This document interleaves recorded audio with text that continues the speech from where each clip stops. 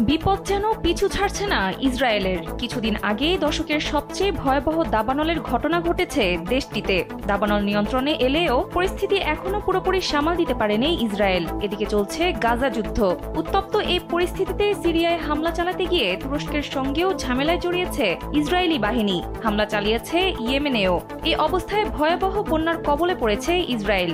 গেল 4 মে দক্ষিণ ইসরায়েলের বেশ কিছু অংশ প্লাবিত হয়েছে।